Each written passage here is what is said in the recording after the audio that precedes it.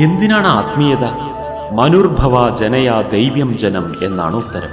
അതായത് മനുഷ്യവംശത്തെ സൃഷ്ടിക്കുവാൻ, ദിവ്യഗുണപ്രഭാവശാലികളായ മനുഷ്യവംശത്തെ സൃഷ്ടിക്കുവാൻ. അങ്ങനെയെങ്കിൽ ഈ കാണുന്ന മനുഷ്യവംശമൊന്നും മനുഷ്യവംശമല്ലേ? ഒരിക്കലുമല്ല. ഈ ലോകത്തിൽ മനുഷ്യരൂപത്തിൽ കാണപ്പെടുന്ന എല്ലാവരും മനുഷ്യരെയല്ല, മനുഷ്യ ശരീരസ്ഥെ മൃഗം ചരന്തി എന്നാണ് പറയുന്നത്. അതായത് മനുഷ്യ ശരീരങ്ങളിൽ ജീവിക്കുന്ന മൃഗങ്ങളാണ് ലോകത്തിൽ കൂടുതലുമുള്ളത്. മനുഷ്യനൊരു മൃഗം തന്നെയാണ്. ആ മൃഗത്തിന് ചിന്തിക്കുവാനുള്ള ശേഷിയുണ്ടെന്ന് മാത്രം. എന്നാൽ ആ മൃഗം എപ്പോഴാണോ ദിവ്യഗുണ പ്രഭാവശാലിയാകുന്നത്, അപ്പോഴാണ് വാസ്തവത്തിൽ മനുഷ്യവംശമുണ്ടാകുന്നത്. മനുഷ്യരൂപമുള്ളതുകൊണ്ട് ആരും തന്നെ മനുഷ്യരാകുന്നില്ല. മനുഷ്യ സ്വഭാവം കൈവരിക്കുമ്പോൾ മാത്രമേ ഒരാൾ മനുഷ്യനാകുന്നുള്ളൂ. അതുകൊണ്ടൊരു മനുഷ്യൻ തൻ്റെ ജീവിതത്തിൽ ചെയ്യേണ്ട പ്രധാനപ്പെട്ട ഒരു കാര്യമാണ് മനുഷ്യവംശത്തിനുതകുന്ന രീതിയിലുള്ള സംസ്കാരമുണ്ടാക്കുക എന്നത്, ദിവ്യഗുണങ്ങളാൽ പ്രഭാവിതരായ സമൂഹം നിർമ്മിക്കുക എന്നത്.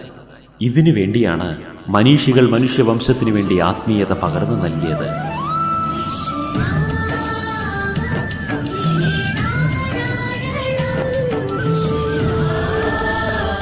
ആത്മീയത എന്നാൽ അവനവനെക്കുറിച്ചുള്ള പഠനമാണ്.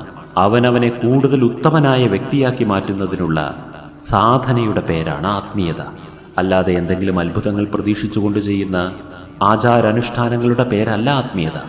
അതുകൊണ്ട് ജീവിതത്തിൽ ആത്മീയതയുടെ അർത്ഥങ്ങൾ, അവയുടെ നിർവചനങ്ങൾ തിരുത്തി പഠിക്കുവാൻ ശ്രമിക്കൂ.